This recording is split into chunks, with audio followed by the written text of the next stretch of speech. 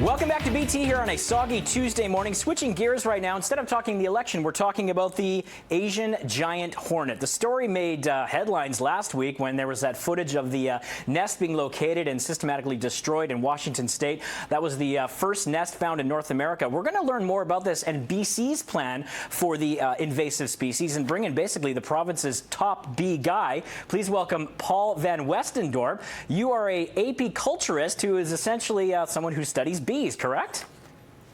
Yeah, pretty much. Yes, that's what I deal with bees and beekeepers. Okay, Paul, fascinating stuff. Tell us about the scale and scope of monitoring for the Asian giant hornet here in our province. Well, it's a tough order. There's no question. First of all, consider this, that these Asian giant hornets, they are apex predators. And any apex predator in its environment means it's on the top of the food pyramid, and therefore there are not many others above that, or any of them above that. So there are never going to be many of them in the environment. So it is a very tough order for us to even find them. The first find was in North America, was found in Nanaimo in 2019, and we have been searching ever since. So there are three distinct surveying areas that we are involved with, two of them on Vancouver Island and one of them here in the Fraser Valley. Vancouver Island, we have not found any sightings of the Asian giant hornet since last year, and it is very hopeful that we have basically eradicated the Asian giant hornet of Vancouver Island.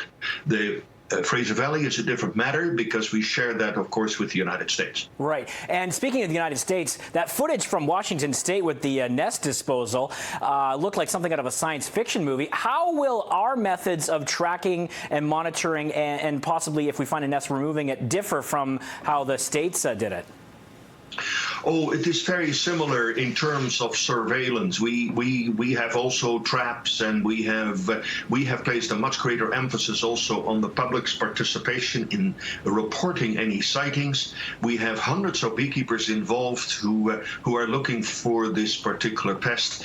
And keep in mind that the honeybees are a very attractive prey for these hornets, and as a result, we have all these beekeepers involved. We have also municipalities involved, and the RCMP and border agencies, and the whole shebang is in there, all searching or looking for this particular insect. The only difference is that we tend to be a bit more modest in our equipment. We don't have all these moon equipment stuff. Most of the people that will be dealing with any eradication are beekeepers, and including myself. And we are very familiar with stinging insects. I'm not trying to diminish the significant pain that one would have if you get stung. We do take precautions, but we don't feel the necessity of dressing up as if we're going to the high Arctic. Okay, I like the distinction there. Paul, as a nature lover, I'm fascinated particularly by invasive species because they demonstrate the fragility of our local ecosystems. Why is it so important to keep the Asian giant hornet out of our province and our country?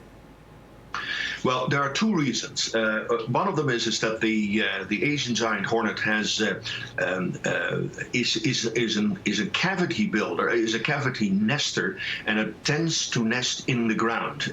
The footage that you showed is kind of an exception because that is in a hollow tree, but normally they go into the ground. The problem with that one is that if you are walking on a Sunday afternoon and the kids run around and suddenly the entrance of the nest is disturbed, that can result in a very strong defense response, with a whole bunch of these hornets coming out and creating all kinds of creating a public health hazard. The second reason is the potential of these hornets to raid and destroy honeybee colonies. Right. And those are very important. Obviously, Paul, we have to leave it there for time. I love this topic, and hopefully we'll check in with you as the story develops. Thank you so much for your time today. Anytime. You're welcome. All right, that's Paul van Westendorp, an apiculturist, and he's basically the province's top bee guy. Here's Mary with more.